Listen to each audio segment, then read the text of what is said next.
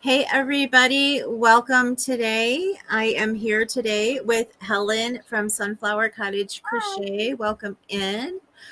I need to go and make sure that we don't get a double hearing from my video as well and that I'm on top chat. Sorry. It was there and then it just exited that too. So this will just take a second. Hello everybody. Welcome in. Sorry about that. Uh, Let us know what's on your hook and what you're drinking. What's in your cup? As you can tell, I'm a little, I don't know, fidazzled today. I guess that would be a good word for it. It's okay. You haven't had the best start, have you?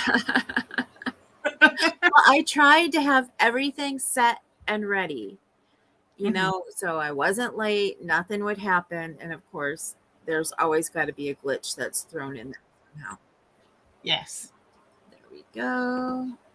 Technology is lovely, isn't it? But it has its moments. Yes, it does. Okay. Comments. Okay. So far, nobody's oh, Kathy's here. Kathy Belancia says, hi, AJ and Helen, drinking coffee and working on my Bavarian stitch blanket, which is a very beautiful blanket. I met Kathy through my group because I do virtual chats in my group. And she actually does the cows with me. So her and I and one other lady who I'm not sure if she'll be here or in there yesterday. I'm hoping that maybe more people will join.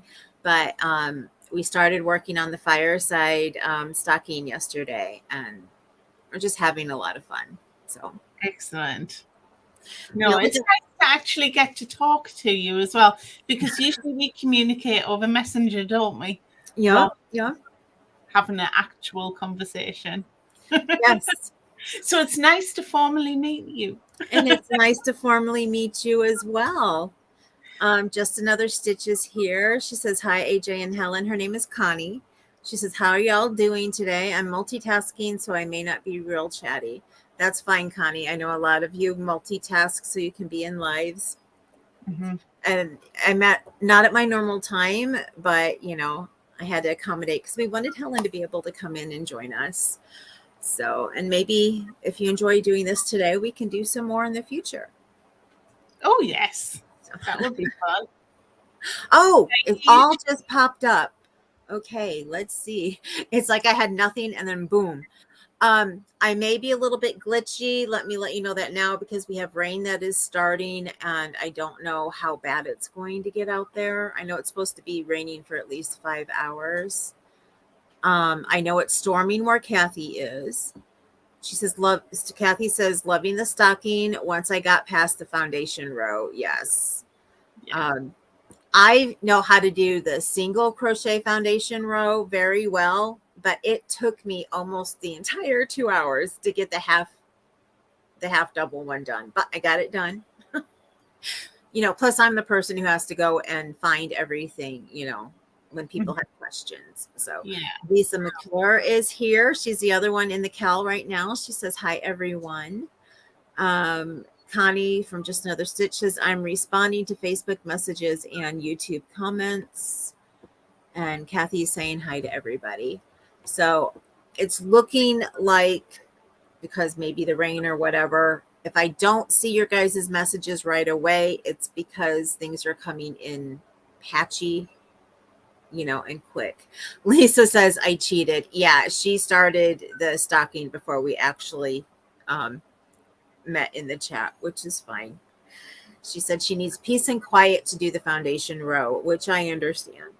So yeah, the foundation stitches, there is a little bit of a knack to them, but once you get them, I mean, I put off learning how to do them for literally years, but now every pattern I do, even if it says to start with a chain, unless there's a specific reason for that, then I'll always start with the foundation row if I can.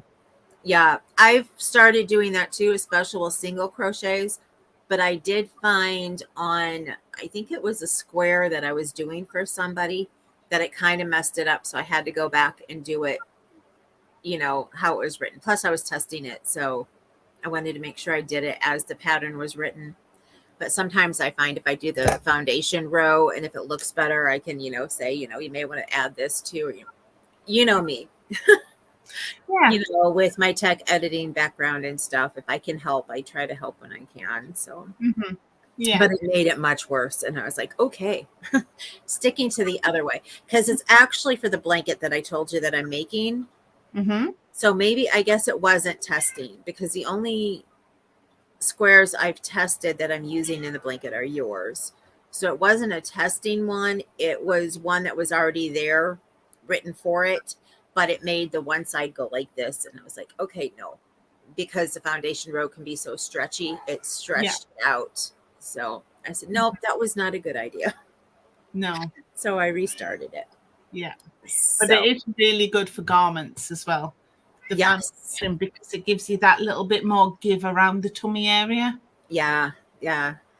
By the way, for those who may not know Helen, let's let her introduce herself and let her say what she does.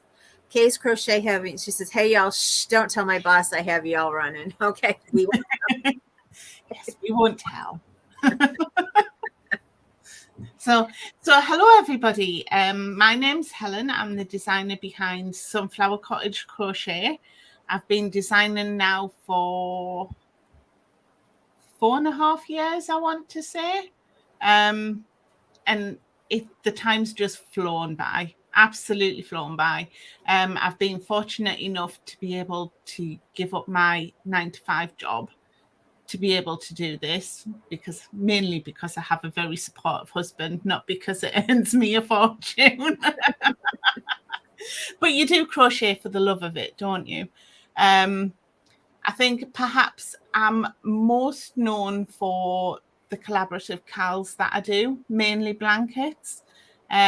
What that means is I'll get a bunch of designers together and come up with a concept for a blanket. So, for instance, with the friendship blanket, I said I wanted lots of lovely texture and the squares had to be a certain size, and then the designers designed them all, and we put them all together in a blanket, and that's worked really well for me. And I really love doing those projects because you get to work with people that you wouldn't ordinarily get to work with.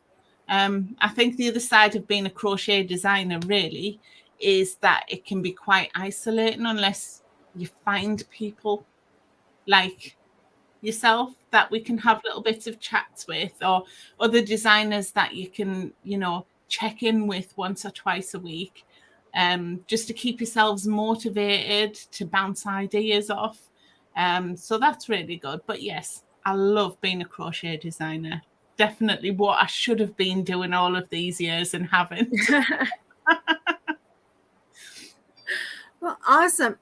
I didn't realize that you hadn't been doing it that long. So that means I must have started following your blog probably within the year that you started, because I know I've been following you for at least 3, if not 3.5 to 4 years. So it had to have been right after, and I just didn't realize it. So no.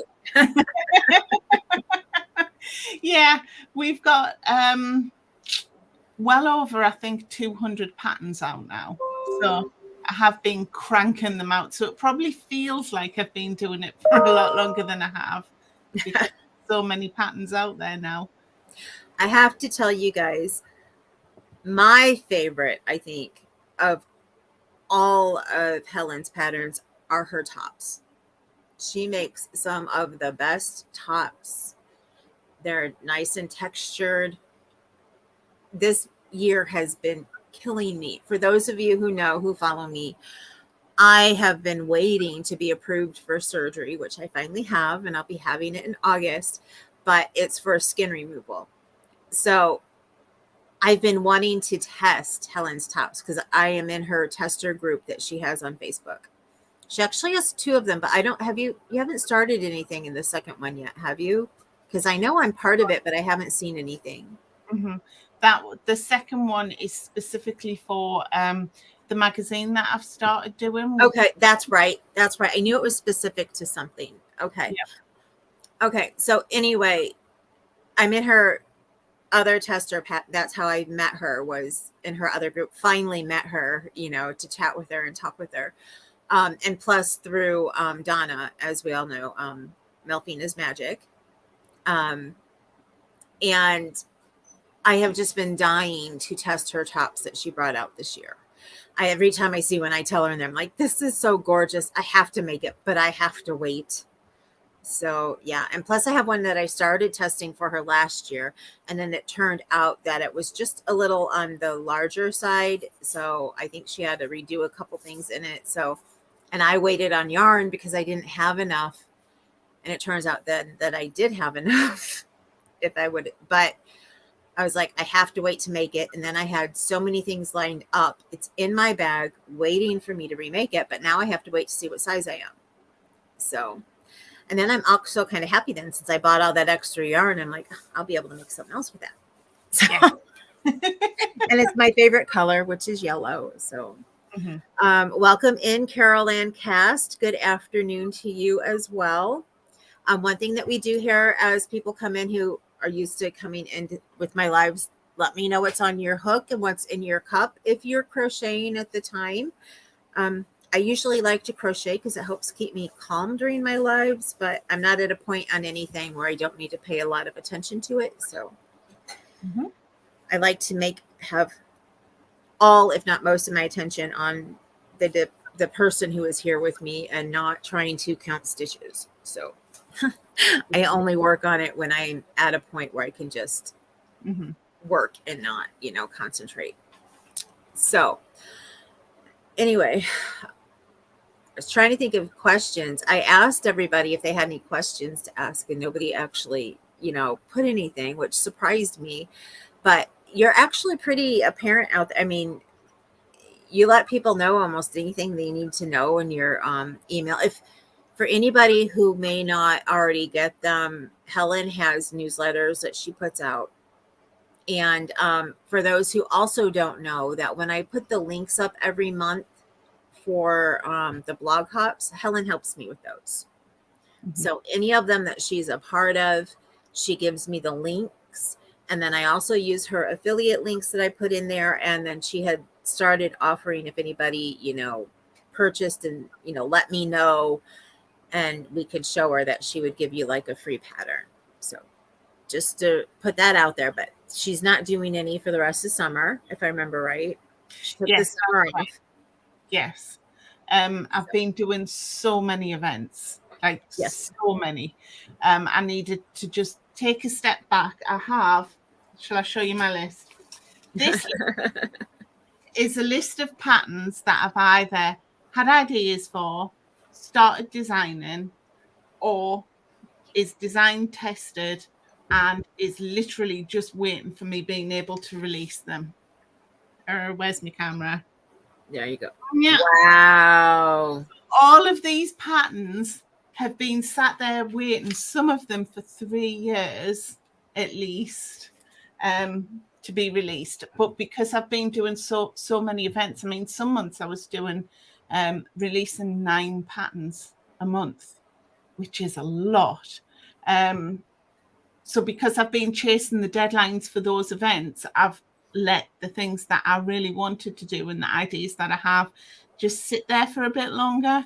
And I thought this summer it would be nice just to take that step back, allow myself to breathe a little bit and do some of the designs that I've been thinking, once I've done this event, I'll do that. And then somebody else asks me to join another event. So I'll sign up to that. And then suddenly I'm making another pattern for that one. And yeah, it was a hamster wheel, I think, that I needed to take a little bit of a break from. Kathy says you have a great newsletter. She says, I rely on it every day for the blog hops. Oh, bless her. Thank you. I understand the hamster wheel because it can happen to all of us. Actually, you're like, okay, I'm going to do this pattern. I'm going to get it done. And then I'm going to do this. And then all of a sudden you see in the tester group, somebody has something that's like, oh, I really want to, make that. I would really love to test it. What I have decided that this year, what I'm doing as far as the tester group goes, is it's only patterns that I know that like I need to make for a gift. to give to somebody else or something, or that I want to make for somebody. Like I just had a wedding and um, I tested something and gave it to them. So anyway, that's what I've been trying to do is if it's something that I need. Oh, I did a bag.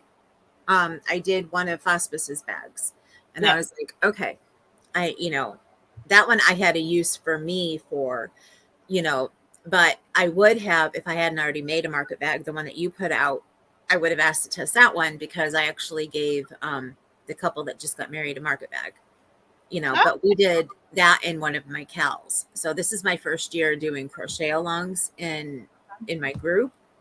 So that was one of the first things that we did was a market bag, and we're getting ready. We're going to be doing another one later on. So but yeah, we're just having, lots of fun with that. And that's one reason why I've been wanting to have Helen on, but one reason I specifically wanted to have her on this month and towards the beginning of the month is we just started the fourth cal for this year, which is Christmas in July. And it is the fireside stocking, which is one of Helen's designs. And she actually has it hanging up behind her there. I do. I took it out of the box. And I literally went through, I want to say at least 20 stocking patterns before I decided what I wanted. I'd go through and I'd be like, I like that one. I like that one. I like that one. And oh, that one I really like. So that one gets put in the pile of possibilities, and every time I saw the fireside, I was like, yeah. And I kept putting it back. And then I asked my friend to help me. And she's sitting there. And every time she was like, I like that, but I really like that. I like that, but I really like the fireside. So finally, her and I just kept saying, I like that, but I like the fireside better. So it was like, that is it. That's the pattern. And plus, it had to be something that was free on the website so that everybody could join in. Because I know not everybody likes to do crochet alongs, that they actually have to buy the patterns for, and everything. So right now, I'm trying to keep them more towards a beginner type pattern for anybody, who may just be starting out. I know this one's a little bit more intermediate, but it is so fun. Once you learn the stitch on this, it is so fun to do. And you just keep going and you don't realize, oh, I finally, I'm at the row that I need to be on, because it's just one of those, it's a little tricky when you first start it, but once you learn it, it's just so easy and you just keep going. So, And it's Connie nice. from Just Another Stitch says, hello, everyone that I didn't greet earlier. I'm being more of a lurker today. Okay. So I didn't mean to cut you off. Sorry. No, that's fine. I was just saying that the end stitch really is a nice one to have in your stitch library. It's I really unisex as well, so you can use it for a lot of things. The first time I used it, I actually used it on a pattern, which is something else. I guess this is a good segue that I wanted to talk to you about. I got it. I did the cocoon that you made using it, and I got it from your preemie blog hop that you do. Yeah. Which is different than a regular blog hop. So I wanted to ask you about it so that you could talk to me. I know that it's a passion of yours. So. It is, absolutely is. Every year around the summer, it's not necessarily the same month every year, but between spring and summer, I like to do the Preemie Crochet Challenge. So the idea behind that is that every day for a month, there's a different design featured from a different designer for a pattern that is suitable to be donated to a Preemie NICU, charity, organisation, or a family near where you live, so that, basically, I'm trying not to get a little bit emotional. My daughter was a preemie baby. She wasn't too premature, so she didn't have a lot of, the issues that lots of premature babies can have. But I did see how it affected new parents, and especially when it's your first baby, it's so scary. I mean, any baby, it's scary, but you know, with your first, you're already anxious and you already want to do the best. And then when they end up being premature, almost before they're even born, you feel like you failed them because, yeah, it's just, oh, the emotions are so high. But then just having something gifted to you, even if it's a hat or a little cocoon or a blanket or something that somebody else has put time into, and it's just so comforting for the parents as well as being practical for the babies. Mm-hmm. So we do that every year, and the idea is that if you download one of the patterns or all of the patterns, then you're pledging to make at least one of that pattern to donate in your area. So yeah. Kathy's saying that she likes to end stitch. It's fun to do, and she loves the texture. And Lisa agrees she likes the stitch too. I have the patterns from it, and I made something for my my brain, my niece. One of her babies was preemie. So, and I know that I gave something to somebody else who had a preemie baby, but I'm waiting because like the hospitals, I need to check with our hospital again, but because of COVID and stuff, they don't like a lot of homemade things right now. But I plan on making every single one and, donating it. Every time I hear somebody has a preemie baby, I'm like, oh, okay. I gotcha. I got something for you. So I loved, and I'm trying to think, I believe that the baby that I made, the one with the end stitch, that he was preemie as well, only by a couple days, not like really, still in the preemie time, but she was almost in that, where he was, would be fine. So, and that's who I made it for. And she just loves it. She just absolutely loved it.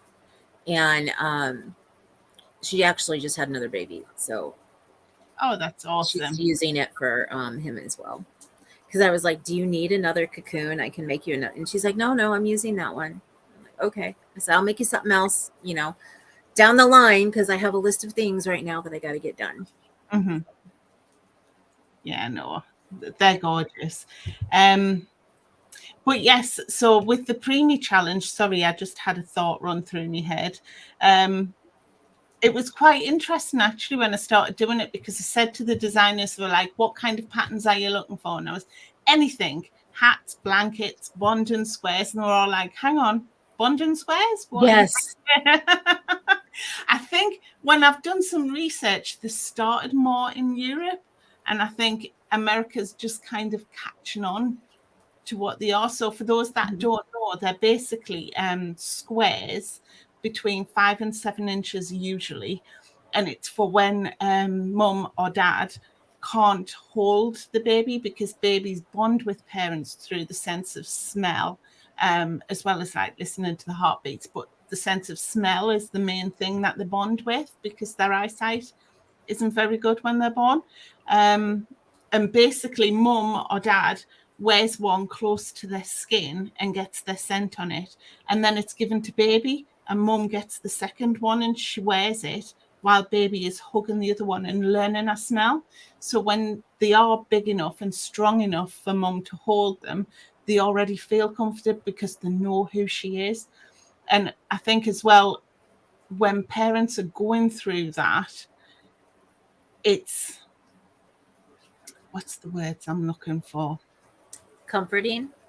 It's, yes, they feel like they're doing something for the baby, because you can stand there and look at your little precious bundle in an incubator and not being able to touch them and feel so completely useless.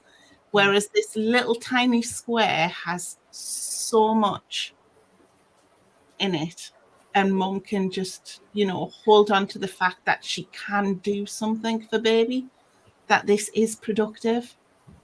My goddaughter had a preemie baby, and I remember how she felt. So, she was like, I want to hold it. I want to bond, I need something. And this was before I had ever, seen your preemie challenge and learned about bonding squares and all of that. And I wish I would have known at the time, because I could have helped her a little bit more. I mean, we were there for her for everything, but she was just, you know, she's like, I don't know what to do, and I don't know why they're keeping her, and I don't, and it was just kind of scary. Yeah. So yeah, I mean, I've seen it firsthand, and I understand, and I know, even though we didn't live in the same city as my niece, I know she was having, a hard time with it too. So I completely, I don't know what it feels like, but I understand. Um, Mm-hmm.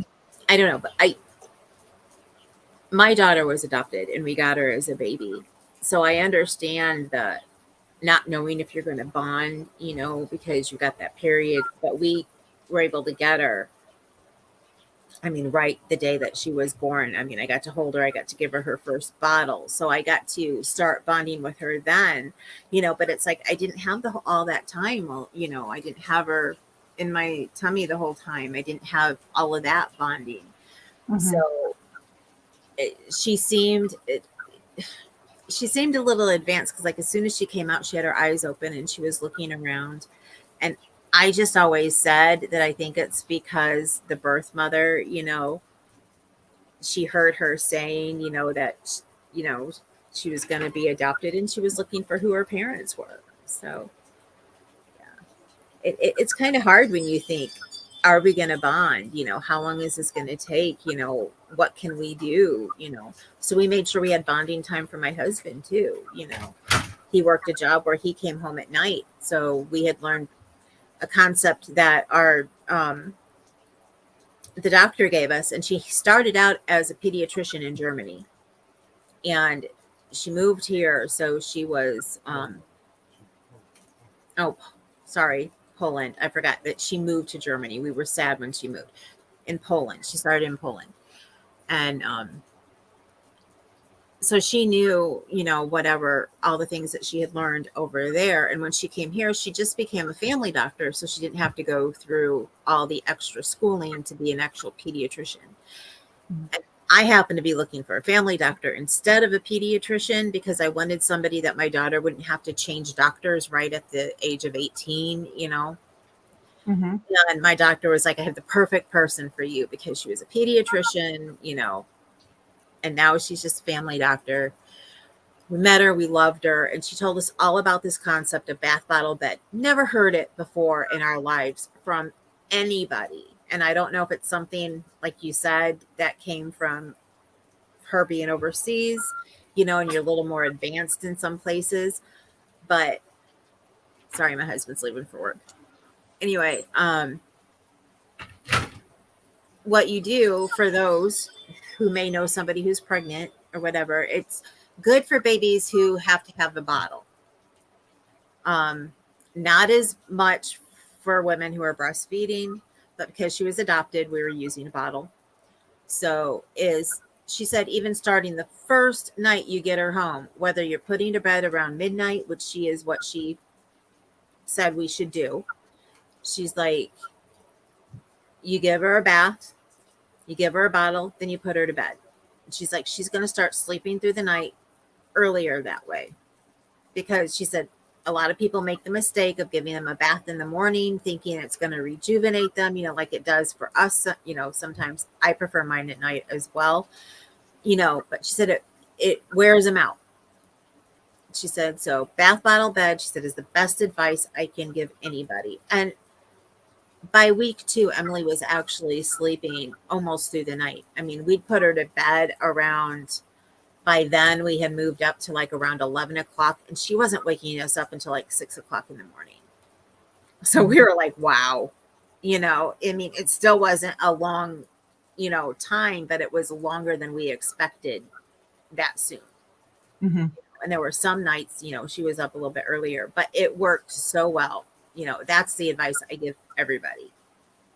So Lisa says, my twins were preemie. I couldn't hold them for about 2 days, but I could touch and change their diapers.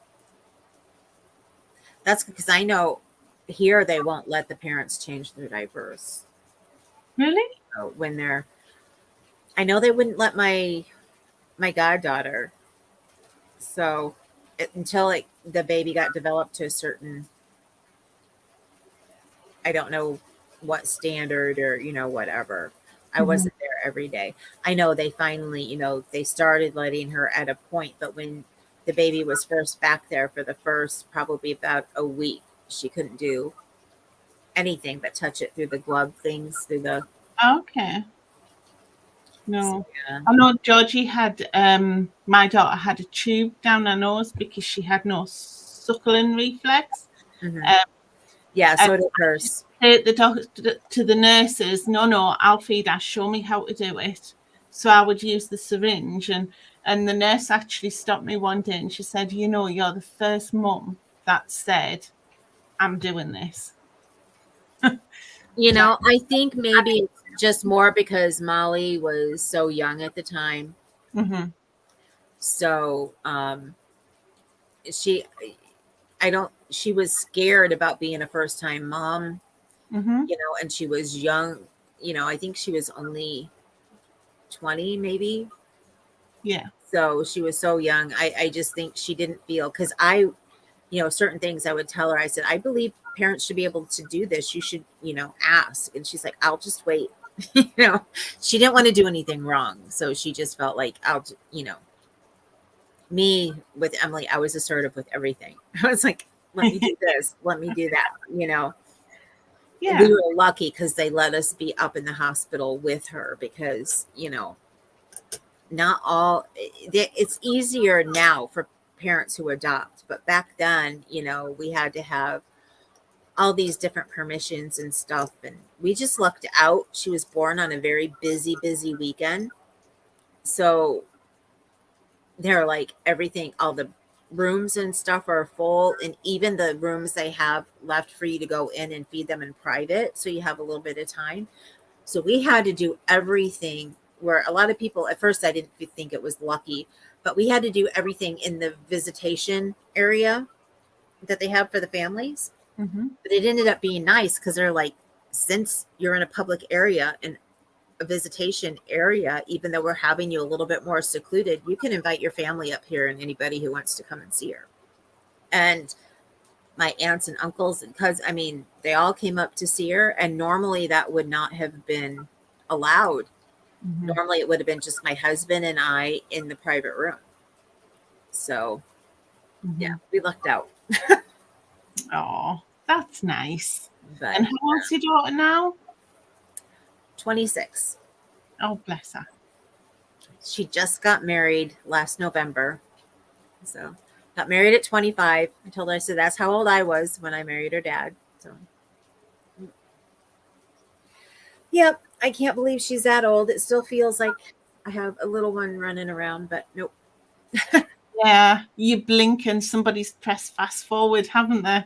And Yep. then suddenly it's 3 years later and you're like, okay, where did that go? And then by the time you finish that thought, another 3 years have gone. Yep.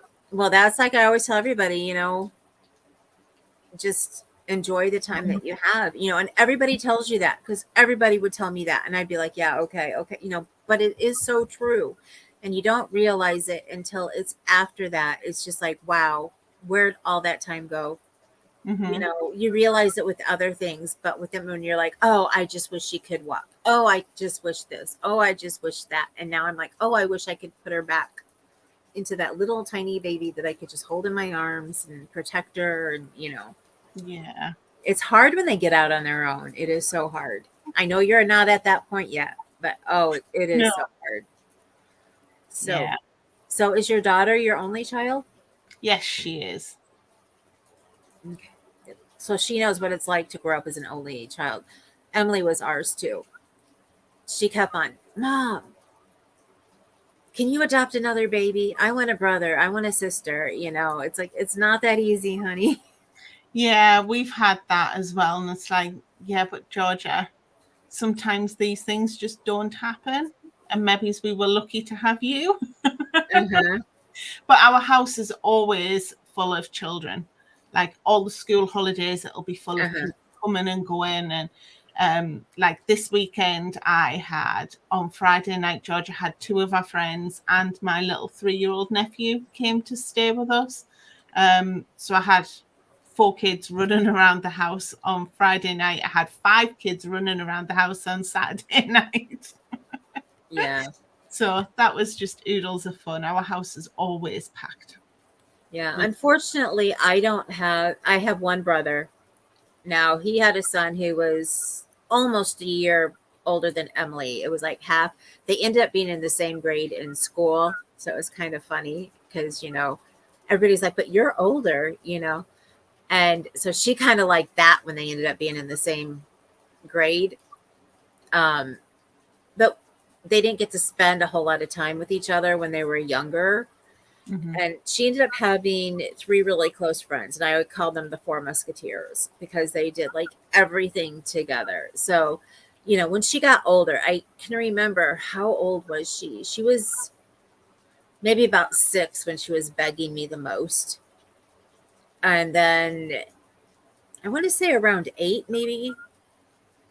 She had to have been older. She had to have been maybe about 10. And she was still, I really want a sibling. And I'm like, okay. I said, first of all, think about it. If you had a sibling, we're not going to have as much money. So Christmases are going to get cut down more than what they are now. I'm like, and she's like, I will give the baby all my presents. I will do whatever, Mom. I just, please, please, please. And then I said, okay, so when you turn 16, it's going to be about when I'm going to need a babysitter. So are you still sure that you really want us to have a baby? And she's like, oh, can you adopt somebody older, maybe my age? We were like, we still really, we had looked into it for a while, but it just wasn't in the cards. So I told her, you're my miracle baby. Mama couldn't have a baby. I just told her she grew in my heart. Maybe not where, in my belly like everybody else, but she grew in my heart. So yeah, absolutely. She knows she was loved. So okay, so let me think. What else did I want to ask you? You have your own shop on your website, correct? Yes. Yes. So how can everybody get your patterns if they see a pattern of yours that they like? How can they get them? Basically, I have all the usual shops. So I've got Ravelry, Etsy, and Lovecrafts, although Lovecraft sales aren't very good. So I'm a little bit behind updating that one. But lots of the patterns are still on there. And I also have a shop on my website, which you do need to create an account to have. But once you've created the account, it works like a Ravelry library. So all of the patterns that you've purchased will always be there ready for you to download. So it's not a case of it gets emailed to you, you print it out and then you lose the email. You'll just log back in and print off the pattern again. That's nice to know. Yeah, I tend to do Ravelry more because I know it's going to be there. But then I always get afraid of, like a couple of years ago when everybody was so upset with Ravelry. I'm like, what if it goes under? What happens then? But then again, too, I know that there's a designer who changed their website and lost, all of that. I had told everybody, make sure you get all your patterns before I move, because unfortunately I'm going to lose all of that. So I guess I always save mine to my computer, but I'm to the point right now where I got to either go through them and get rid of ones that I think I'm never going to use, or I need to put them on a disk or something because my computer is starting to run slow. Yes. But I'm also bad at not deleting emails and stuff like that. So like just this morning before I had to reboot everything, I deleted like over 70,000 emails. So, I mean, that's even more than me. Well, it's years. It's literally years worth of emails. And I have 3 Gmails now because I have my personal one. I have AJ's personal touch, But then I also had to get an AJ's Personal Touch too, just for all of the newsletters, because I was finding that I couldn't find the newsletters between all the other junk that I would get sent to me, from having my YouTube, email. And so I was just like, okay. So I started a second one mainly so I could keep track of the newsletters and keep track of, all of my favorite designers. Otherwise, I was just like going, whoa, and pulling all my hair out, So yeah, that's what that one is, strictly for newsletters and things that I know that I just, and plus I wanted people who send me an email to be able to get a hold of me. So I guess the third one is for all of to keep in touch with the designers, but also, yeah, I have most of my junk emails on there too, but I separate, I make sure that everybody that I want to see is on how they have it separated on the most important one, and then everything else gets put in where I never look, which is the advertisements. I never look at the advertisements page, only to make sure that I switch people over to where I want them. But then I forget about them. And it's not like back in the day with AOL. AOL used to delete them after you got to a certain number. And I was used to that. I was used to, okay, first it was like 100, then they moved it up to 1,000. So I was used to, okay, every 1,000 they're going to delete them. So it will automatically delete. Gmail doesn't do that. So I have literally years worth of emails sitting there from the ones that I don't even look at. So that's what I went and I started taking those off today. And then I've got to go through the ones that I do look at and what I need to save and what I need to get rid of. But I was just like, once I realized that and saw how many emails that I had, I was just like, whoa, no, I got to do something about this. No wonder why my computer keeps lagging and, I'm having issues with it. So I'm working on it. Guys, to make sure I don't have all these issues getting started with lives and everything. Yeah, it's funny you say that though, because I do check-ins with a few ladies, Michelle from Two Brothers Blankets, Joanna from High Desert Yarn, and Christine from Ambassador Crochet. I mean, we talk several times a week, if not every day. Just to keep each other motivated and going. And Christine and I were talking about the size of our emails and how we needed to start finding the time to delete them. So we've got ourselves a challenge where every time we do a check-in for the next couple of months, we're going to go and delete 100 or 250 emails. Cool. Where do I sign up for that? Well, speaking of all of those amazing women, hold on a second. I need to catch up over here.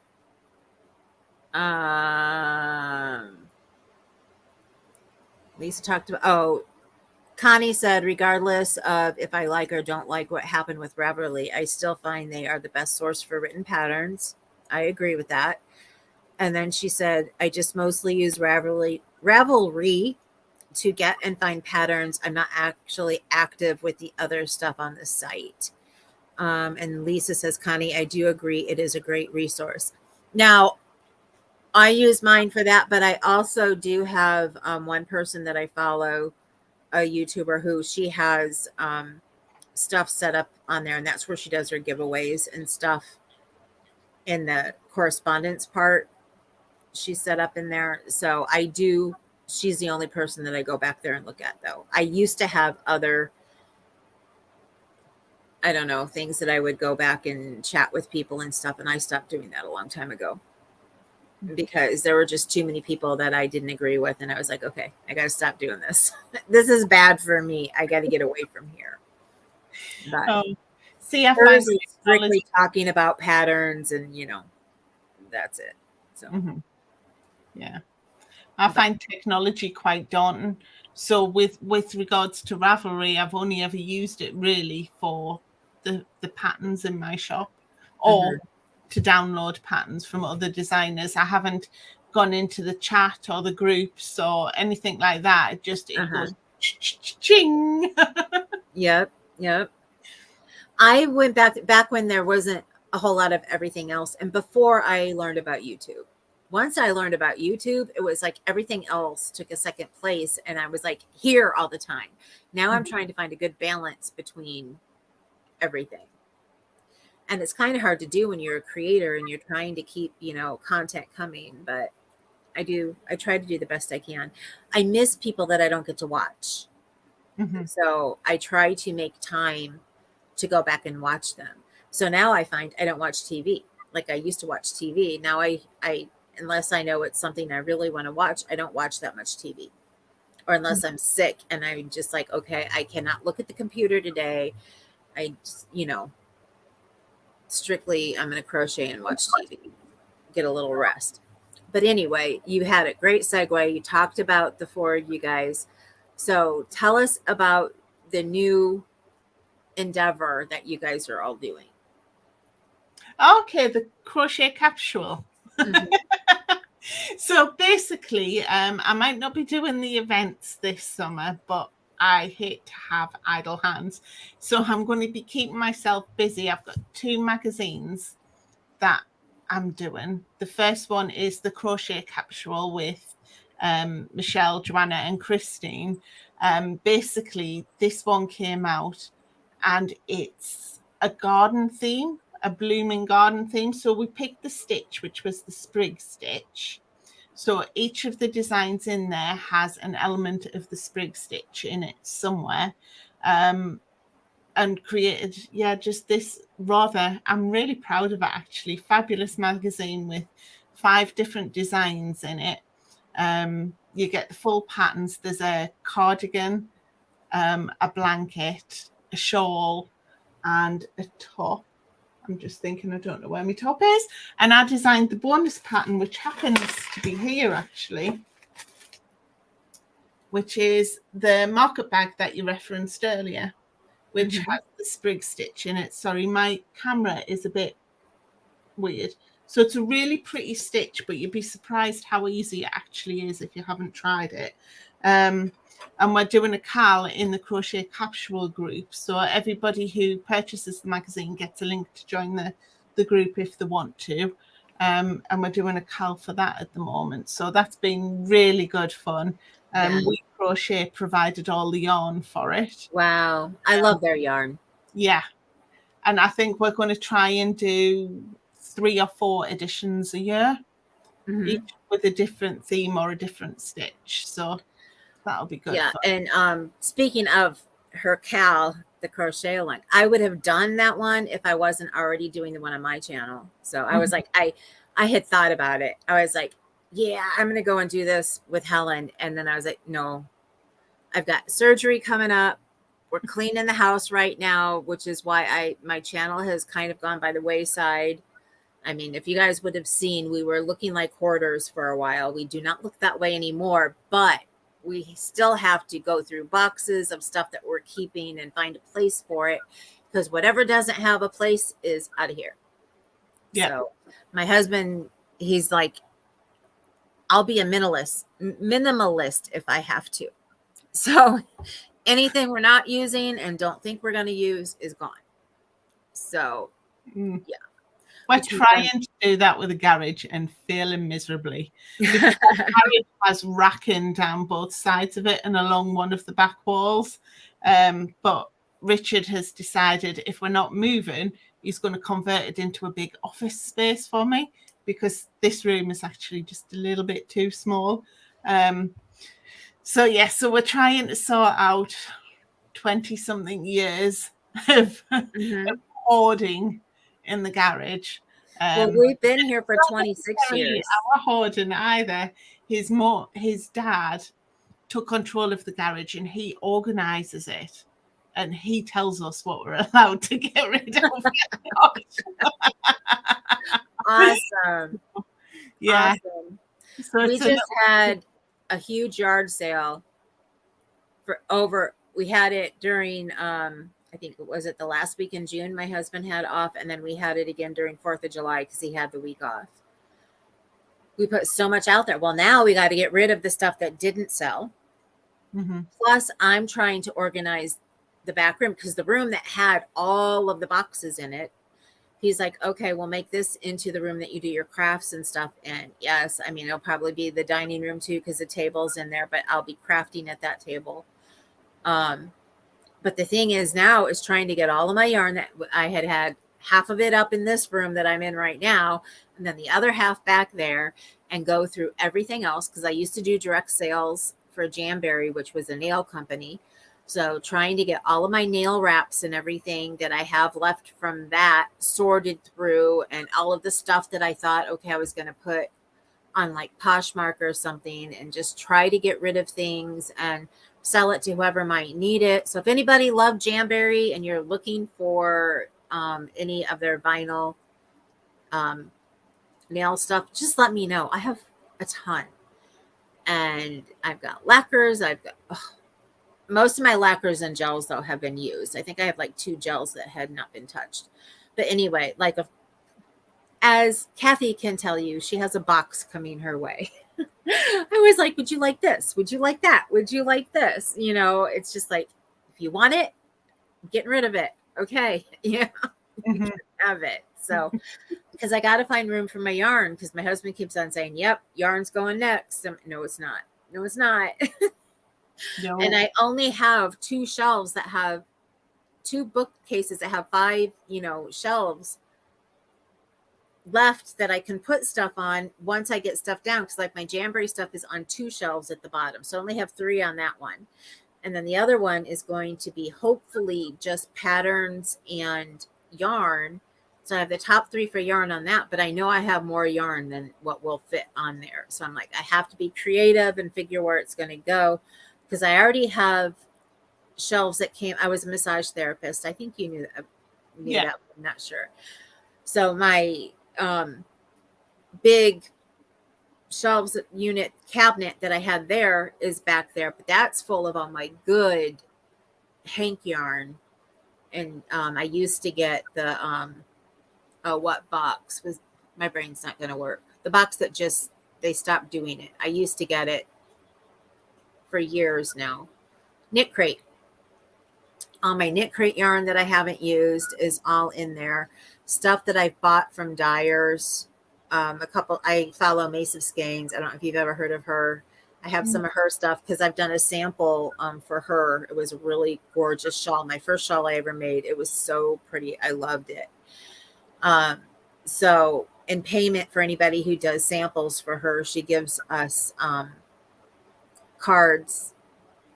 gift cards, so that we can buy her yarn. So I've got some of her yarn back there. I have Rebecca from Chemknits, because I've been watching her. She's on YouTube, and she teaches people how to do yarn, dye yarn. There's a word.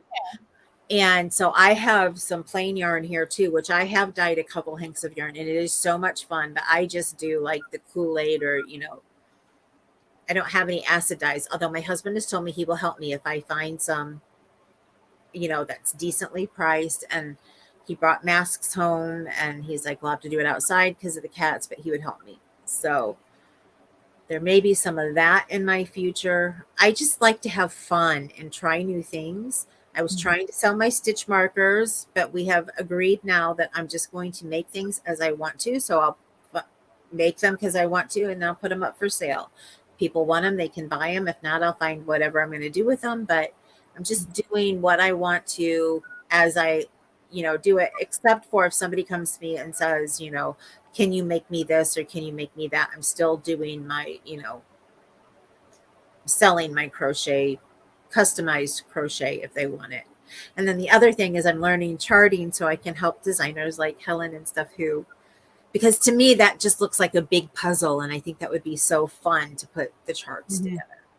And since I learned how to do it, although it was a really quick class, now I've got to, once I learn how to set the program up, I think it should be easy to get everything else done. So, okay.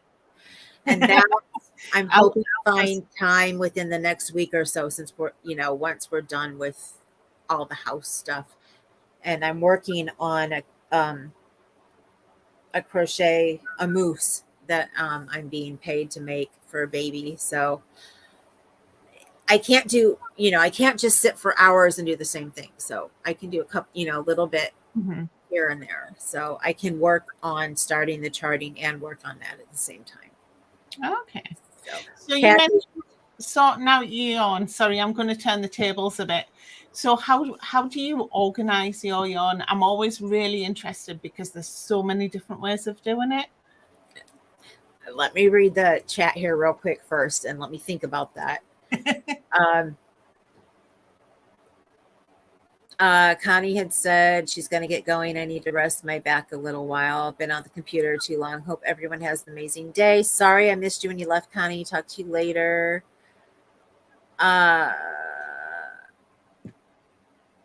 Just another, she also had said before that, Lisa, for paid patterns, my go-to tends to be Etsy. I also find if a pattern is also on Ravelry, it tends to be cheaper on Etsy. I do the other way because I think designers get more money from Ravelry than Etsy. So I like to do the way that they get paid more money. Personally, that's how I am. Lisa says, I don't mind paying for a pattern. The designer works hard and should be compensated for their work. Yes. Kathy says, I'll take any yarn your husband wants to get rid of too. Ha, ha, ha. He tells Kathy all the time when her and I chat that he's going to send her the yarn. So he's like, Kathy, expect some boxes. It's coming your way. Lisa says, that's too funny. Honestly, I haven't had a way to truly organize my yarn yet. So I've had just the big tubs to put it in. So how I had 4 tubs that he got me. Well, I actually use 4. Then I have a tub that I have whips in. So he got me 5 tubs. And so for those, I had a tub that's all my good yarn that's just, my best yarn until it started overflowing and I started putting that in the cabinet in the back. And plus I knew I wanted that as my cabinet for my good yarn because it has doors on it. So all of my good stuff is in there. Right now, all my I tried to put all my hanks on the top, but then it overflowed and I went down. I have some baby yarn in there. I have different stuff on different shelves. Like one shelf is my we crochet yarn. So I know all of that is on that shelf. But otherwise, going back to my tubs, I have my really good yarn, which has my latte cakes in it. And at the time, most of my cake yarn, because I had never used a cake at the time when I put everything in there, I have since used cake yarn. Another one was for Christmas. Anything I wanted to make that Christmas. So not per se Christmas yarn, as in red, green, and white and Christmas colors. Although I only had a little bit of that, so that went in there too. But the yarn that I knew I was going to use for the gifts that I was making for Christmas went into that one. I have a lot of cotton yarn because, come on, baby. Sorry, my baby wants up here. I have a cat. She's my co-host, as everybody calls her. Her name is Kalua.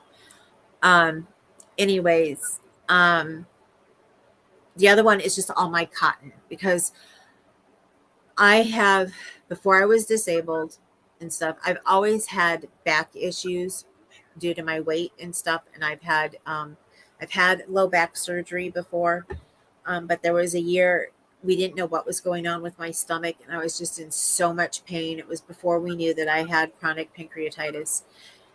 I started crocheting washcloths to keep my mind off the pain. So I bought a lot of Lily's sugar and cream and, I kept it on hand so that when I was in pain, I would pick it up and I would just make it as long as I wanted, just do whatever stitch I felt like doing. And I would just make washcloths. And then at Christmas time, I had a big bag of washcloths. I took them in and I let my massage clients as a Christmas gift pick out 2 or 3 washcloths that they would like. And they just thought that was great. They loved it. So then I have that one. And then the other one would be miscellaneous. Whatever yarn I had left went in that Maritza's Yarn and Crafts is joining us, and she says, hola, hello to you as well, Maritza. Kathy says, I organize by weight and fiber, except all my really good yarns are all separate by themselves. So yeah, I'm thinking that when I'm trying to decide how I want to organize. So I've actually started watching YouTube videos about organizing your yarn and seeing how different people organize. Because I kind of want to organize by color. But then I'm like, no, I want to do by weight. So I'm thinking weight's going to win out.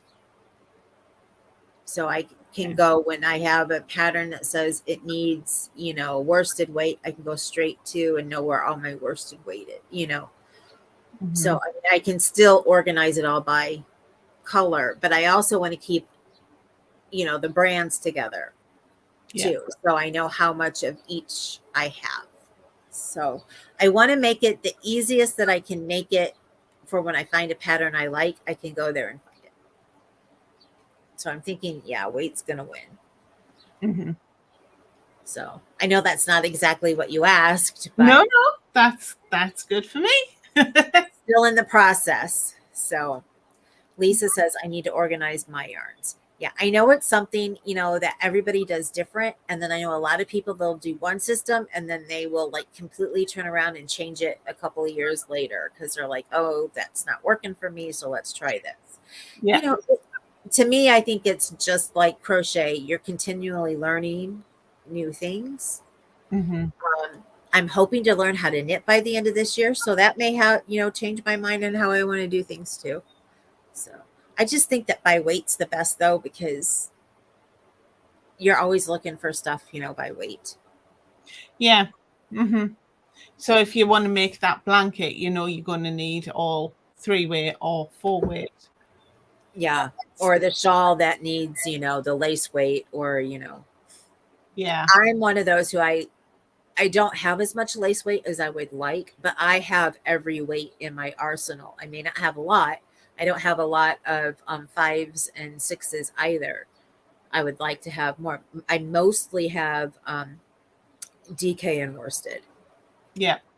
But I still have quite a bit of sport and sport/baby yarn because I used to only make baby blankets.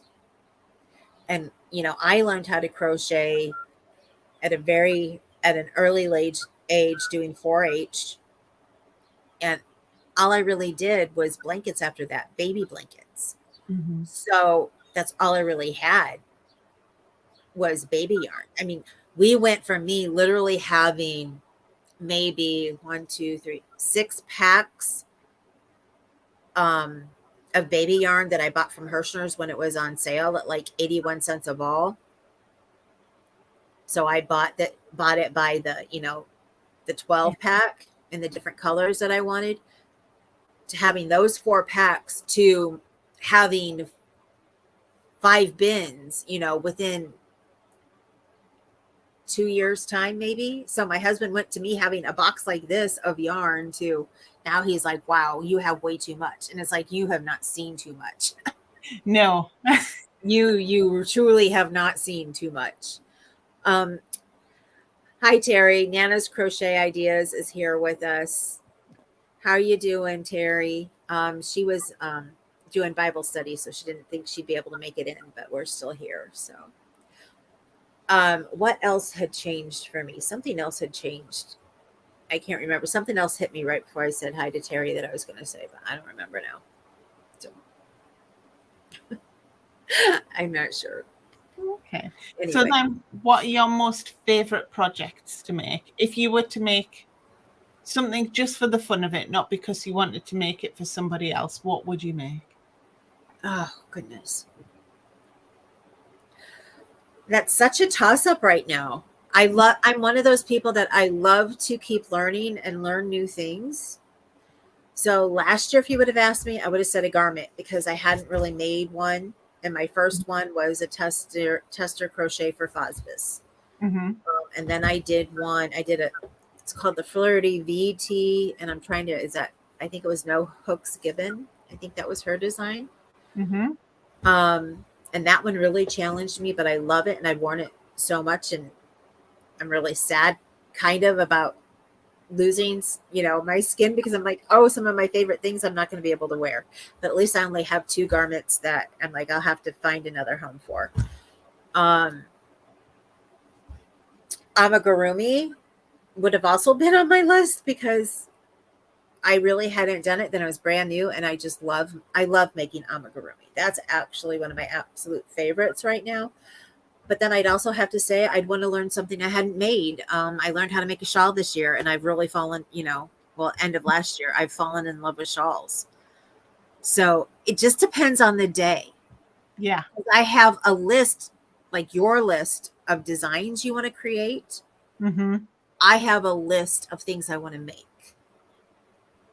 So, and I have so many different things on the list.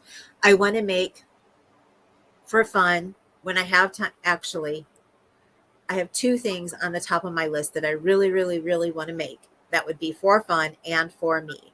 I want to make one of those long, some people call it a ponytail tie, but it converts between, you can tie your hair up with it or wear it long as a scarf with the long flowy ties for your hair.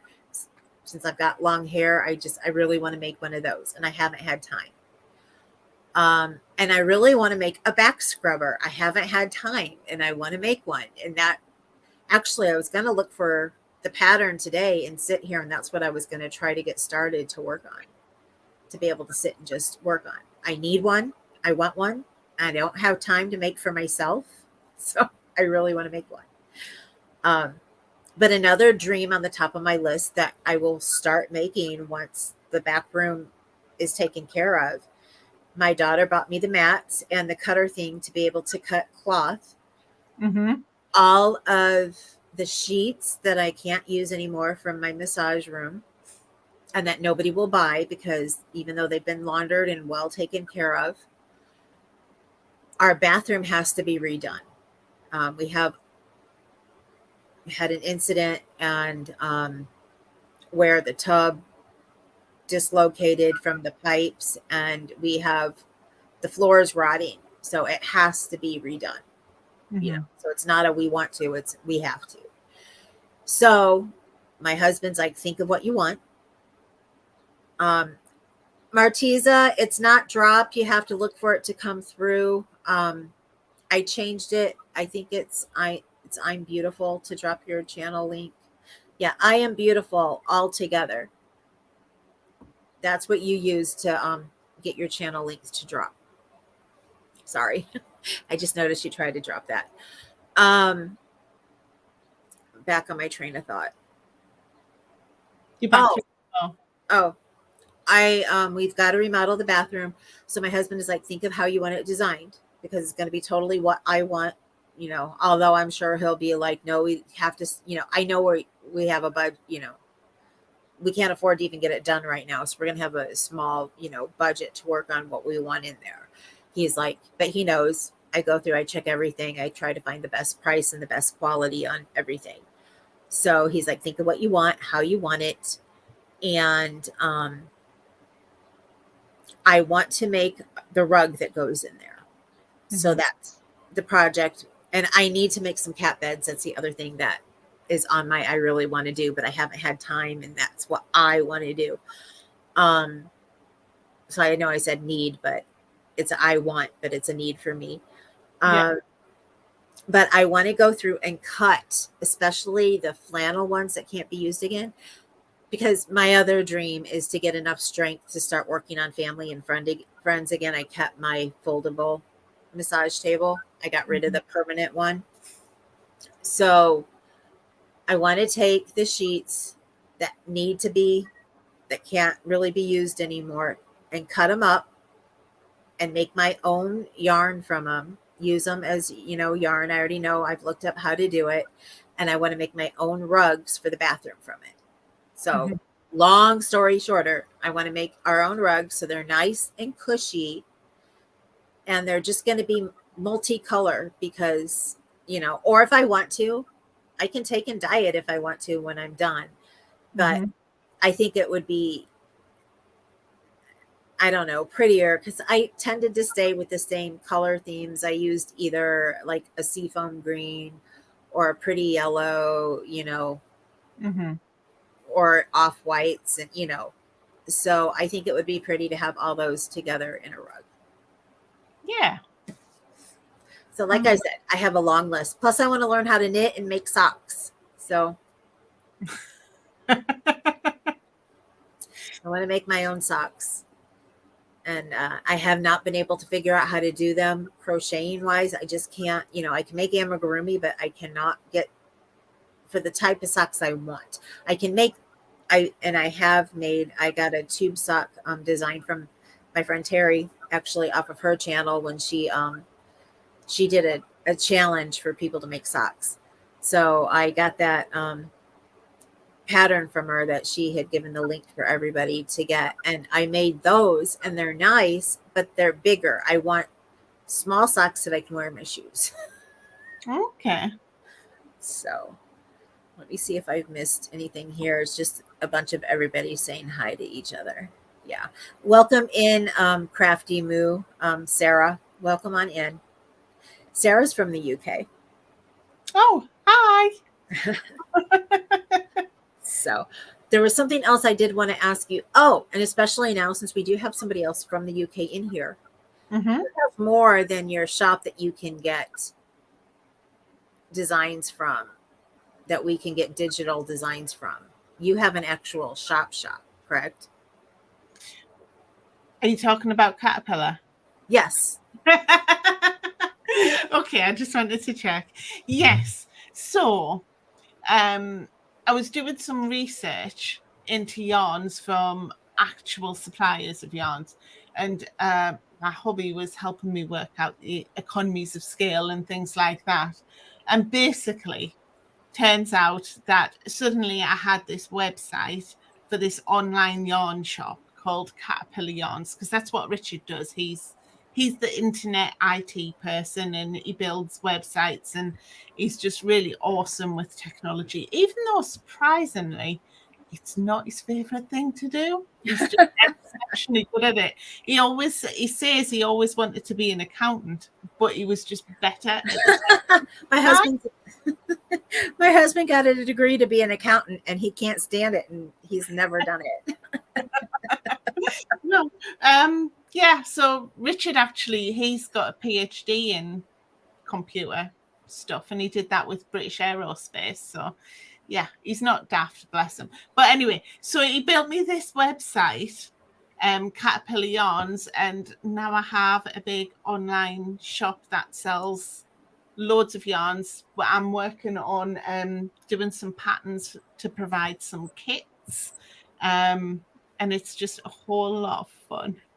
Basically, we've got notions, knitting needles, crochet hooks, foldable scissors. We've got little crafty kits for the kids that you can just use as stocking fillers. Just anything yarn related.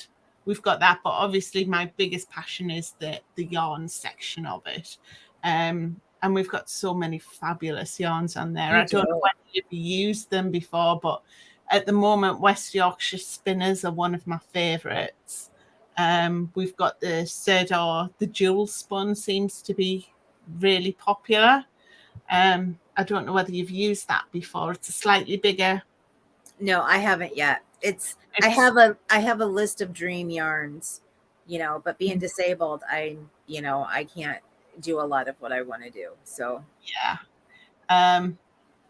So yeah, so we've got loads. We've got King Cole, we've got Serdar, we've got Wendy Wools, we've got West Yorkshire Spinners, we've got some Rico Cottons, we've got loads of stuff, and it's been really fun actually stocking up the warehouse and just building it up. So now I just need to find the time to spend a bit more time with it and a bit less time on sunflower. But luckily, like with the kits, I can incorporate the patterns with the yarns. So that's the next step that I'm going to take. well, yeah, because I was thinking, because you sell your patterns, wouldn't it be better if you just flipped and put your patterns all in your yarn shop? Yeah, well, that's something that we're going to look at in the not too distant future. Maybe it's in the next year Well, or I two. know it's going to take some work. So, Yeah, is adding shops for designers to put their patterns into and sell it a bit like on Etsy, but it'll be attached to the yarn shop. oh, I And was just thinking your patterns, since you oh, have your patterns in a different shop, just put it all into well, one. eventually we will. But that's cool to think of too. Sarah says, "Oh no, somewhere else to empty my bank account." Yes, please, Sarah. So, since you send things out and stuff, how bad is the postage to come to the US? Because I've looked and I want to buy at some point in time, but I'm just like, the postage gets me every time. Postage at the moment to the US is $19.99. That's British pounds. But to be honest, I lose on that. Right, I'm sure you do. So I think I lose about half of what it costs in postage to the US just to post it, which is one of the reasons why at the moment we don't have a lot of sales on things, because obviously then the profit goes down. So then I start making it, Right. not making the money back that I've spent on the yarn. Well, I can tell you that those of us from the US, if we see that you have it priced at $19.99, we know that you're taking a big bite out of it. Yeah. So we're hoping that as it builds up and we get more orders, because a lot of my people, most of my people are in the US anyway. So I'm hoping to convert a lot of Sunflower Cottage Crochet followers to Caterpillar yarns, that we can then renegotiate the prices and start bringing them down as the volume starts to go. Right. So, but yes, at the moment it's $19.99. I often wish that my best friends that I have met through my virtual chat on my group on Facebook, some of that we're all spread out. There's California, there's Washington State, Wisconsin, I'm in Indiana, Delaware. We are just all spread out. I'm forgetting Georgia and Alabama. So I'm just like, it would be so cool, because if at least even two of us lived in the same place, we could get together and say, okay, we want to shop at this shop. This is what we want. And we could get it all sent to one of our houses and then, split it up. And that would be so nice. But I don't have anybody like that.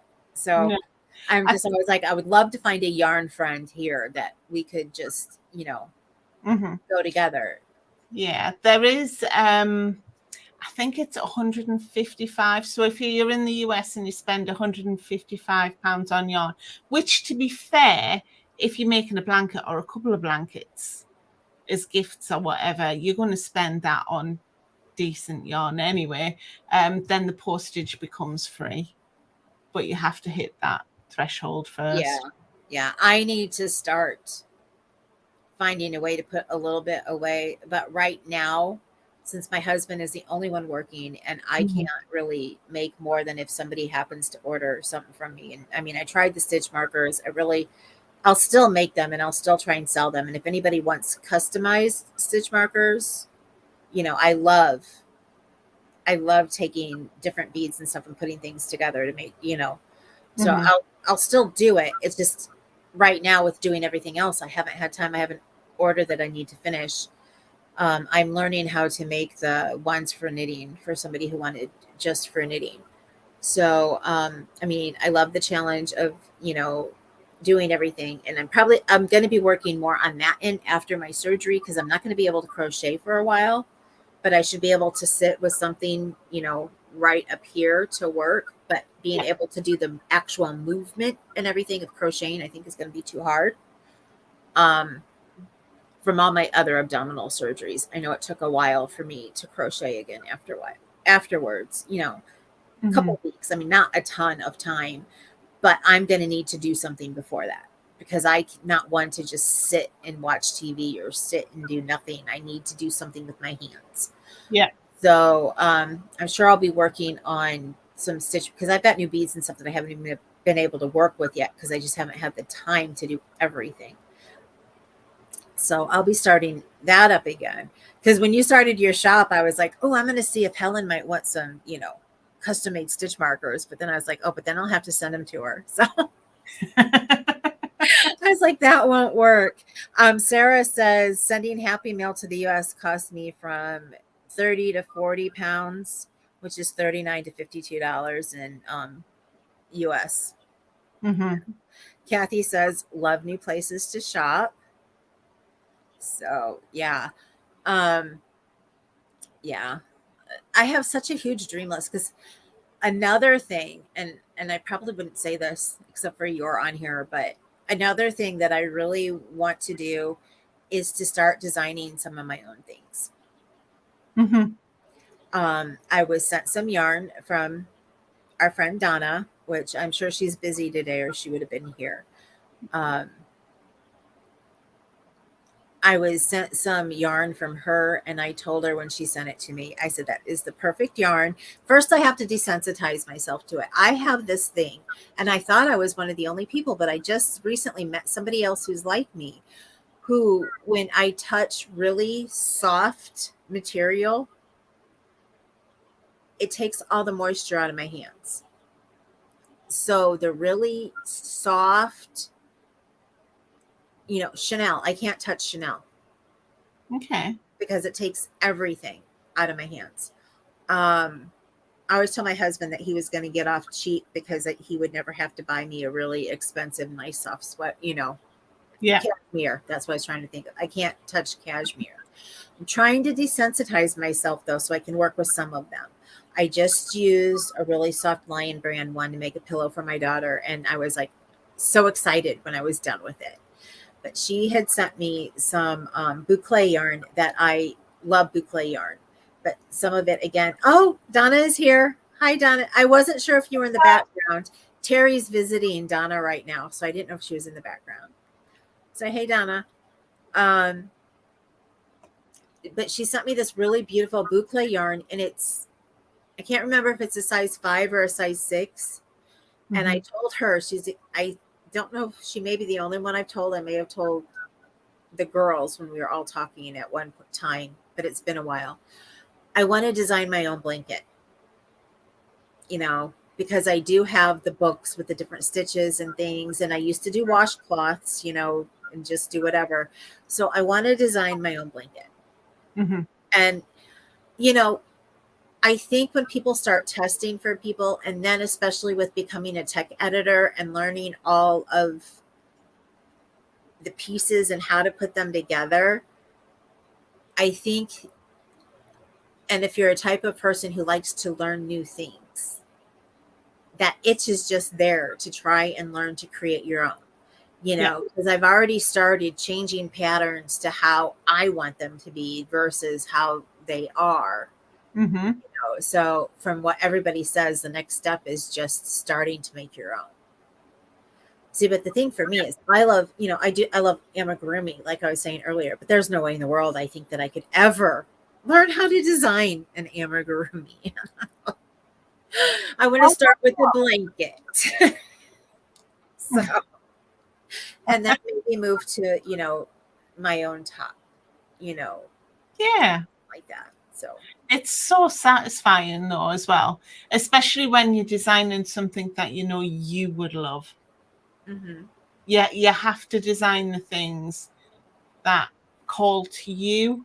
If you try and I find it hard to design for other people. Like if they don't have my style or so for instance, if I was to design for a teenage boy, I'm just like blank. Right. I don't know. And some people switch on and just get on with it. But for me, that kind of takes the joy out of designing. So you have to I find that I have to design things that call to me.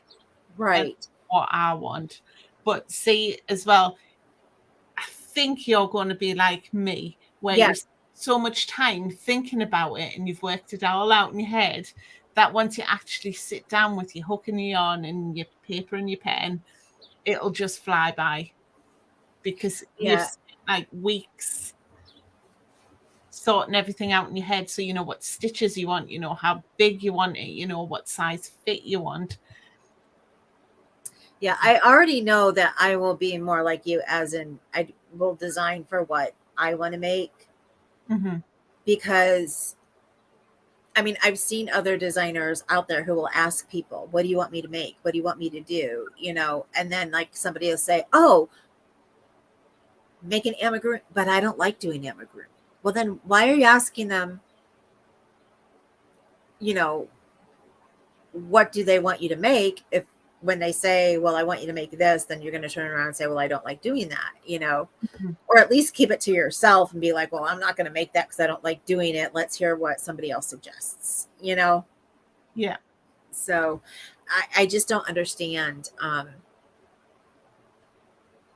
how people even can, but for me, I don't have the brain, I don't think, that where if somebody says here, you know, design this because I want you to, you know, then I go, you know, I get caught like, okay, that's just how I am, you know, with if somebody, you know, like baking, when I was baking, you know, I like to bake certain things. And then, you know, somebody be like, come and say, well, can you try this? And if it was something really hard and I'd look at it, I would just choke up and be like, no, I Yeah. didn't, you know, although then, you know, I challenged myself one year.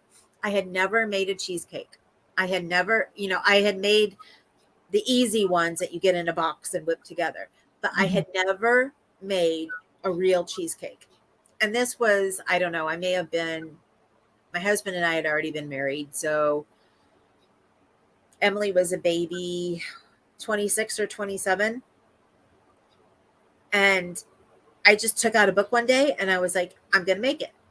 You know, wrote down all the ingredients. I went to the store that day. I came home and I set about, and I made a cheesecake that tasted so good. You know, and I was just like, wow, that was easy.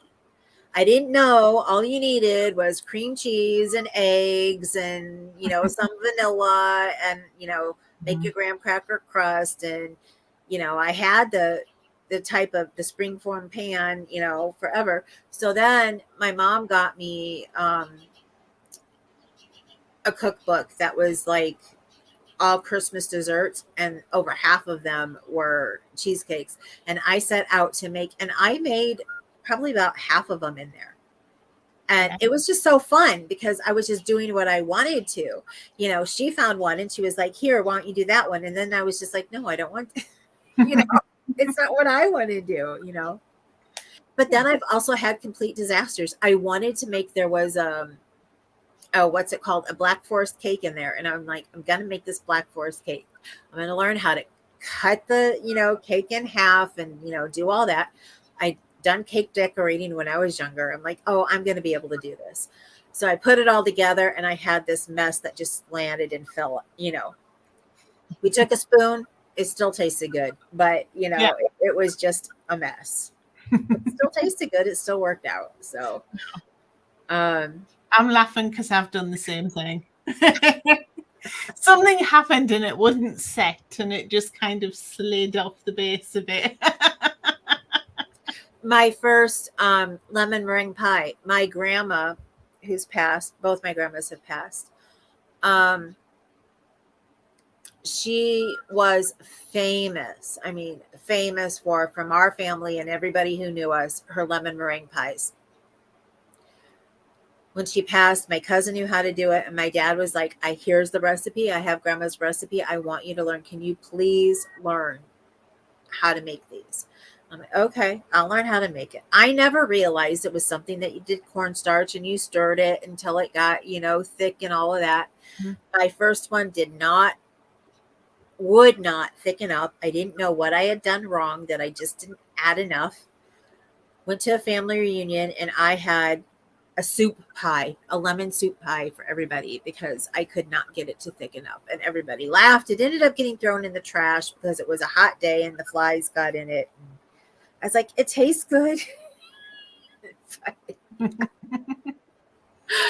Sarah says, I only crochet for me as I work Yeah. full time, and it's my calming, mental, happy place.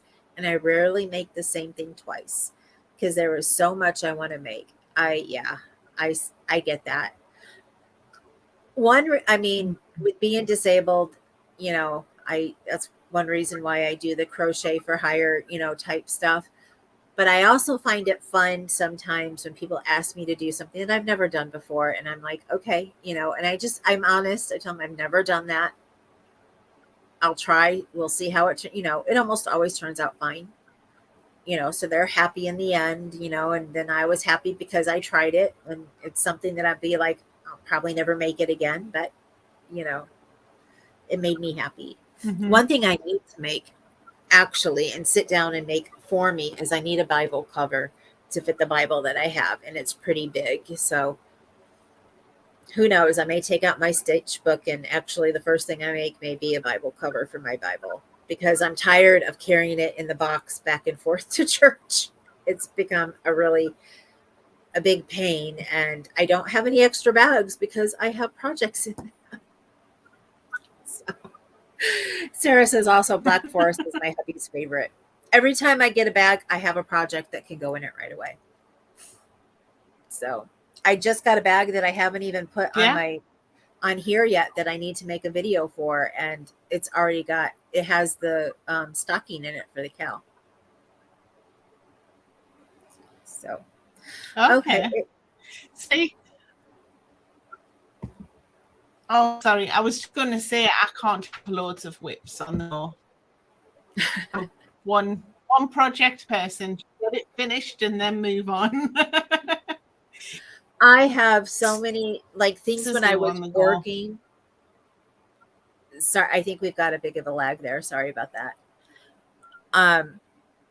Back when I was working all the time and taking care of Emily, I would start baby blankets for people and then I wouldn't get them finished. But I always make baby blankets oversized. So by the time they get them, their children are bigger, but it still fits them. So they're happy with it. I have one now that I need to finish. She's about 3. I'm like, okay, I need to get it done so I can get it to her. But it's one that I didn't design it. It's a Yarn and Chai. I don't know if you've ever heard of her. She's the first designer actually that I followed religiously, and then I got to learn other designers and then added them into so she is my first true love designer. But I'm making she's got a really fabulous son. Yeah. But she's really good with blankets and things for the home and stuff too. I don't remember her son hat right now, but she's got a lot of hats and things. But she's just a very simple. She does a lot of simple stitches, basic, pretty, my aesthetic. And she reminds you, or I should say, you remind me a lot of her in some of the stuff that you make, too, because you seem, even though, like the end stitch isn't really quote a simple stitch, but once you get to learn it, more, I don't, that's just more my aesthetic, more simple and not a ton of different stitches. Although I do like sampler projects, but not where when somebody takes a ton of different ones and puts it in a regular project. I'm like, once you get past like 3 or 4 stitches, I'm like, okay, it needs to cut back from there. As far as I'm concerned, that's my opinion. But anyway, I took her blanket, but I'm not doing her color pattern that she did for it. I'm making up my own pattern to go with it. When her son was born, I made her a blanket, and she said it made her think of the sunrise. So when I asked her what she wanted for her daughter, she's like, can you make me one that's like the sunset? So I'm trying to put the colors in order of how it would kind of look for a sunset, but not like tapestry where you have the sun in that, but just where the colors remind me of it. So I want to get back to that because I was so excited when I sat down and did how, okay, the colors are going to work out like this. And like you said, wrote it all down and had it all ready before I even started crocheting on it. So now I'm like, I need to get back to it because I want to see how it looks when it's done to see if it's my vision that, I had seen. So, Sarah wants to know, what's your favorite thing to crochet, Helen, and your favorite yarn weight? Oh, I guess it's like asking which child's your favorite, isn't it? I don't know. I think like you, it depends what mood I'm in. This year I've started designing more garments and I'm really enjoying the challenge of that. But I'll always come back to blankets. Always. And especially corner blankets. If I haven't done a corner blanket for a while, I really do feel a pull to go and do another one. But I think that's where I started really doing a lot of crochet, was with corner blankets. It's funny. I've never done a corner to corner yet. I've done a bookmark. I just did Juniper and Oaks, her bookmark from January, which I need to go through. I want to make all those bookmarks, and I've only gotten the first one done. So I did that, but I have never done a corner to corner blanket. It's on my list of to-dos. Oh, well, I've got loads of them, sweetheart. Just let me know which one you want to make. Okay, I will. So actually quite a few of the patterns down here are corner ones that I've started doing. But I guess because I do a lot of blankets, probably the yarns I use the most are the 4 weights. But having said that, one of my favorite yarns to work with is the Stylecraft Naturals bamboo and cotton mix. That's really nice. It looks beautiful in garments, and it's so strong because obviously cotton's strong anyway, but the bamboo's even stronger, so you get gorgeous drape. And for garments that you're wearing all of the time, they take a lot of wear and tear. Really good. You'll have to send me what, I didn't have a pad here to write it down what that is again, because that sounds like a type of yarn that I would love. Yes. Sarah says, I just discovered corner to corner, just made a hat and cowl. Now, since you said that about that, I have to show you a yarn that I just found, and I love it. And I'm so afraid that the company is going to discontinue it. But it's from Lion Brand, and it's called Respect. And it's a recyclable yarn, or it's a recycled yarn, not recyclable, but it's a recycled polyester blend.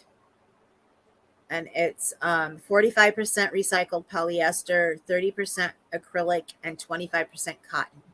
And this is what I'm making the moose out of. Right now, you can just see that's the nose for the moose. Oh, that's so cute. And then that's starting the head.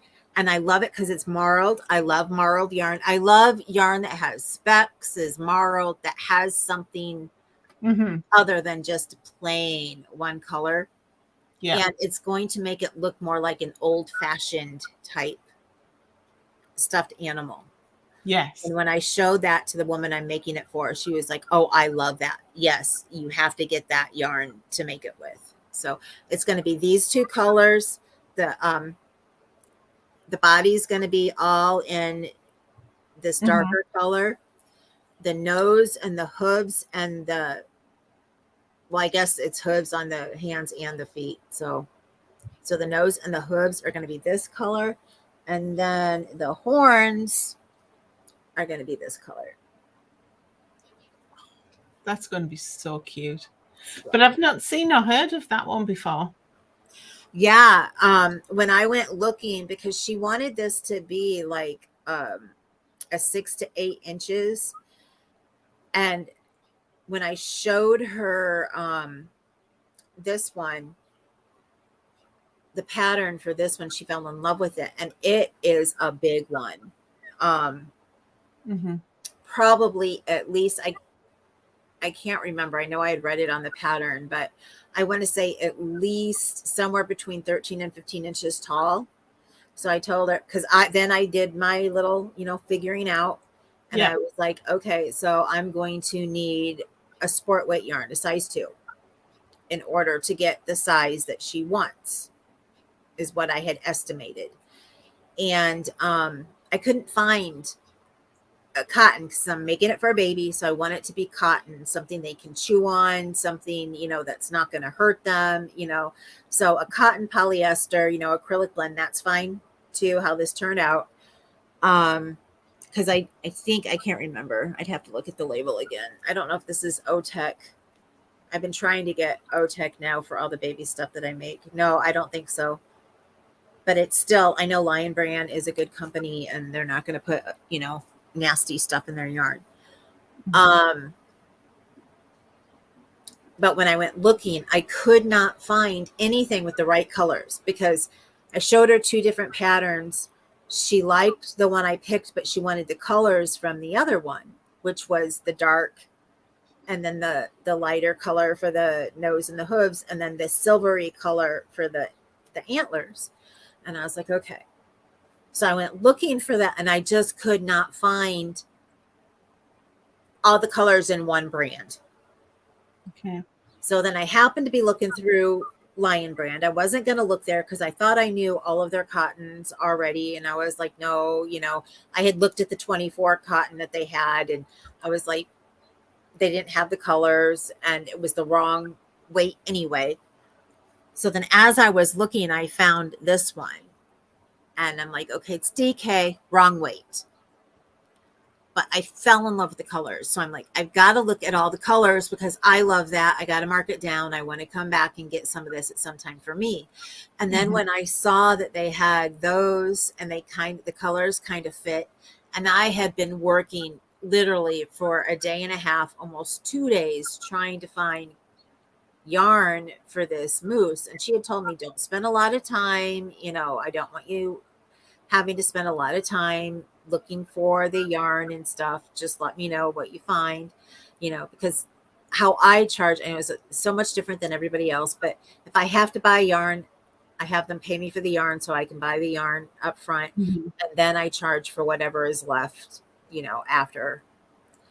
So, whatever hours and all of that. So anyway, so she paid me. She saw it. She fell in love with it. She said, yes. I said, but it's going to be bigger than what you wanted. I'm like, I'm sorry. I couldn't find the yarn in the size that I needed. And so she's like, you know what? I'll just live with it. She said, it's going to be pretty, So yeah, I can't wait to see it done. Yeah. You'll have to show us when it's finished.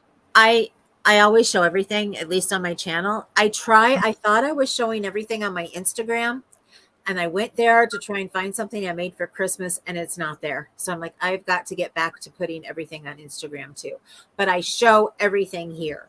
And even if I happen to give it away, I try to get a picture so that I insert it in. Sometimes, like with my daughters, I had just finished it when she came over that day, and so she went home with it. So I had to take pictures before, So, but yeah, I try to show everything on here. We are getting, I know, what, 9:45 your time? Yep. So I told Helen we wouldn't go over 2 hours, so we're getting on the 2-hour limit. So does anybody else have any questions for Helen? Let me go back and see what I missed. Lisa said she's never done corner to corner. I thought somebody said something about that before that.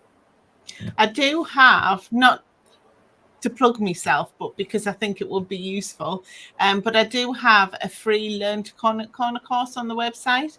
So in the search bar, if you just put Learn to Corner, it'll bring up kind of like a roundup post. And there's 3 different sections, and I take you through all from learning to read the pattern, how to read the pattern, to we make 2 projects together. So in the first part, we'll just do the back of a pillow. So it's just a square. So you learn the stitch and you learn the increases and the decreases. And then in the second part, we do the front of the pillow, which has a little bunny rabbit on it. There's not a lot of color changes, but it helps you get the gist of how you do the color changes. Awesome. and we make the whole thing together, and I go through the pattern with you while we do it. And then in the third video, we make a scarf because that's a rectangle. So it covers all of the bases for corner to corner, and I give you a few hints and tips that I've learned along the way while I've been doing it. But it's entirely free on the website, and there's right and left-handed videos. So awesome. I'll have to look at that. I took a color changing course from somebody, and she did like everything, and corner to corner was in there. I just hadn't gotten to that part of it when we were all still doing it together because I had gotten sick, which usually happens when I'm doing something that's like 2 months long. So I have, I still have the instruction in our videos and all of that to go through. But yeah, I knew when I was going to start it, at least I'd have that for if I wanted to do the designs and not just a solid, or just changing by stripes or, whatever. So, but yeah, I will look that up because I'm going to need it. So, well, the pattern is also free on the website for the pillow. So it links to all of that. So the whole thing is just a free course because I love corner to corner so much. Awesome. Kathy says she loves doing corner to corner. Sarah said, ooh, I've not tried that style craft yet, about the yarn you talked about earlier. Scraptastic Crocheter is here. Hello. Sorry I missed you when you came in. Welcome in. She said, hello, how's everyone? Donna, Melfina's Magic, said, I love reversible stitches and patterns. Scraptastic, she just did the draw. Donna, I don't know if you found it, the words for the drop now because I had changed it. Lisa said she's never done corner to corner. Terry said hi to Scraptastic, and Donna says I enjoy corner to corner. Now I do have something in here. If you guys want to see it, I will go and get it. I know I showed it on the channel last week or so. One of the things we found when we were going through the boxes is the baby blankets I made Emily when she was a baby. I thought I had never done mosaic, but I had actually done mosaic on a blanket that I said I would never, ever make again at the time because it took so long and there were so many single crochets. But now I love doing mosaic. So I'm looking at it because I couldn't find the pattern. I tried finding it to show somebody what I had made when I knew he put it in a box and it was in a place we couldn't get to it. And I've looked everywhere online and cannot find the pattern for it anywhere. So I'm like, well, at least I know looking at it now. And I'm like, oh, I can figure that out. I could do that again if I wanted to make it for somebody. But if you guys want to see it, I can get it real quick. I figured you might want to see it, Helen. Yay. So it's right behind you guys. So I'll just have to scoot over here for a sec. Oops. I've got my crochet in the way. It wouldn't let me up.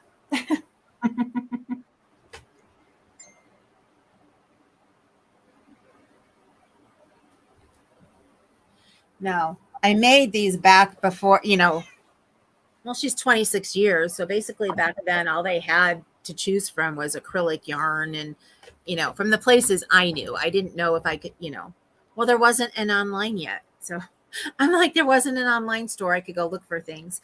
And we didn't have a lot of local yarn stores or anything here. So it was, just what you could find at the basic stores. And Michael's wasn't even here yet, I don't think.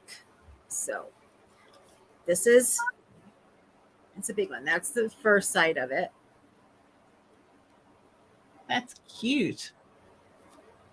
And this is a really big one. Yeah. And then there's the back.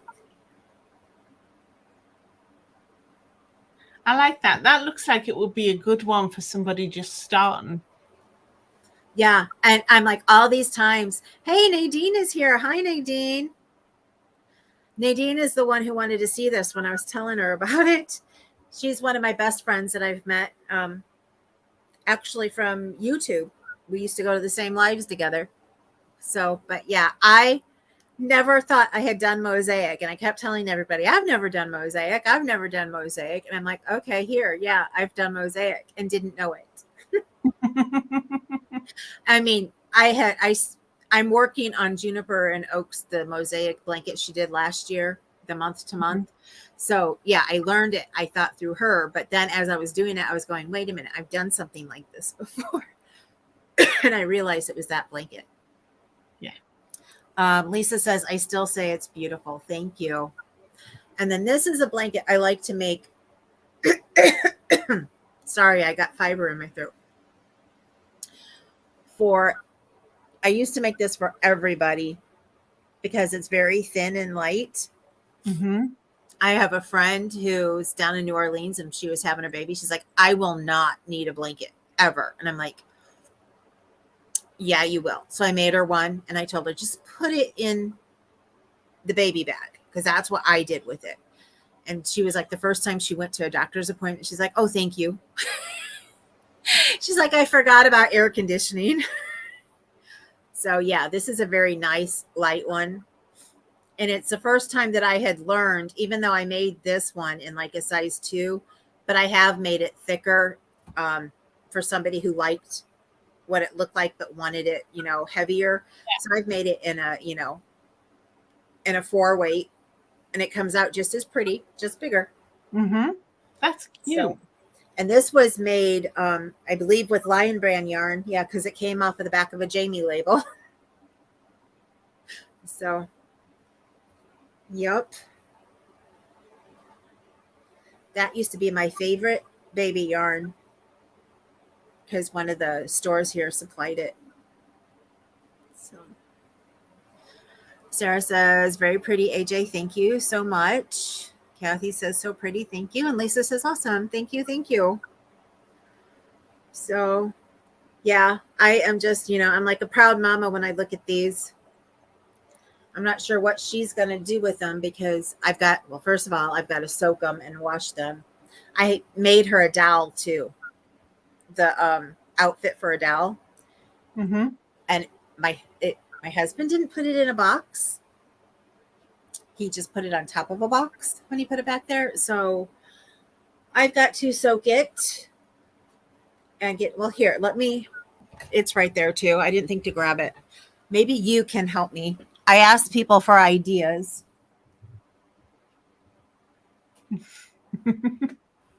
I don't have to take the whole thing apart, but I have to take the pinafore off, or the apron. That's not the pinafore. The pinafore is underneath. The pinafore, I don't have to do anything with, but the apron and the dress itself, I'm going to have to take off. I'm thinking of getting some soak because I have the flatter stuff that you spray and will stiffen it just a little bit, but I don't have actual soak wash except for a little packet, a trial packet. So I'm thinking I'm going to have to get a bottle of soak and soak it really well, but I didn't know if that would take the stains out of it. I don't know if it's actual stains, but I know the dust is stuck to it and I can't get it off. I don't know. Are you better off trying maybe just with a little bit of lukewarm soapy water and just soaking it in that and seeing whether it comes off, whether it is just dust or a stain? Oh yeah, right here it looks, I think this part right here, it had something on it is stained. So yeah, that's why I was thinking of getting the soak and just soaking it because soak is a little bit, soapy too, even though it can stay on it. You can rinse it off, and just dry it. See, the things you have and the things that we have can be very different. Yeah, well, I didn't know that's like looking at a recipe for flour. We have self-raising flour and plain flour, and when you guys go on about all-purpose and this, that, and the other flour, and I'm just like, okay, is it self-raising flour and all the different flours? Yeah, but I didn't know because Soak is a company that's online, and they market to crochet people, so I didn't know if you had heard of them or not. So okay, sorry. Oh no, it's okay. It's just stuff that you use for delicates and for crafting items. And it's made so that you can soak your stuff in it and it washes. A lot of dyers use it because when they wash it off, they make that you can use it, and then you can take it out and you don't have to dry it. You don't have to squeeze it all out and stuff. It can actually stay Okay. in it. So,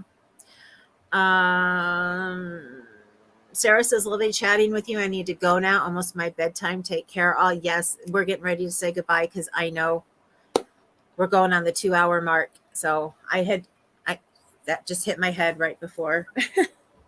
And I figured you might want to see it since we were talking about all of that kind of stuff. So yeah, I love seeing what other people have made. I want to thank you so much for being here with us. Oh, thank you for inviting me, sweetheart. It means the world that you came on. And like I said, maybe sometime later you can come on again. I'd love to. That would be wonderful. Anytime. And thank you for showing us the stocking. Well, For anybody new who came on, I have a crochet along going on right now, and we're making the fireside stocking, which is right behind Helen there on the bookshelf. And we just did the very first day yesterday, so you're free to join in anytime you want. I do it in my group on Facebook, so you would have to join it because it's a private group, so that when we go on chatting virtually, we don't get, people coming in to interrupt and all of that. So that's the only reason I made it private, so we don't get any jerks in there who shouldn't be there. So if you want to make it with us, I've literally got 2 rows made on mine. Let me see. It's right here. If I can grab it real quick. Doesn't want to do as quick as I wanted it to. My hook out of the way. Actually, I guess it's 4 rows because it's a 2-row repeat. So I've got 2 repeats. Ooh, sparkly on. Yep. I was glad stockings won. I've been needing to make a stocking for everybody in the family for Christmas. And my husband last year, he's like, okay, it's 2 years now. You haven't made them. So I was like, that was another I needed to do this year. So now he sees I'm actually starting. So he's like, okay. Something he can't tease me with anymore. So Kathy says, nice chatting with you, Helen, and everyone. Lisa says, thanks for coming on, Helen. But anyway, if you're interested in the Cal, you can send me a message. I can tell you all about it, or you can go back and watch a video that I did introducing all of it earlier.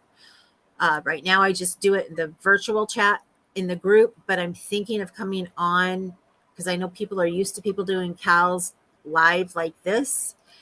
It's just, I know everybody likes talking back and forth and asking questions, and it's harder if you have to stop crocheting to type your question in.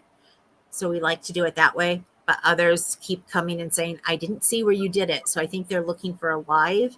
So I'm thinking of possibly going on live for like an hour and then moving to the chat room, trying it at least once, maybe twice, and seeing if that helps. And if not, I'm going to stick strictly to the virtual chat. So from the feedback I've gotten anyway. So that's that business. Do you have anything coming up? I like to ask that before we go that you want people to know about. Oh, not imminently. The next thing that I have organized is September. I'll be running a Just for Him event. So it's all patterns designed for. I love that event too. Yeah. Oh, we forgot to mention, you talked about the one digital magazine. There is another digital magazine that Helen has put out with Erin from Juniper and Oaks. And with that one, if you get the first issue by August 30th, you get a coupon code for a percentage off of the second issue. Yes. So I just got my issue the other day. So I'm excited to see what's going to come up on the next one. So, and I can tell you, I love everything on there. Helen has, she has 2 tops and a shawl, and the shawl is just gorgeous. Oh, thank you. It's on my, I have to make, well, it's more of what people would call a wrap. I call them all shawls. So I guess that shows my age. But anyway, No. Have a great evening for those of us in the US. Have a great night for all of you in the UK. And thank you so much, everyone, for being here. And we'll see you soon.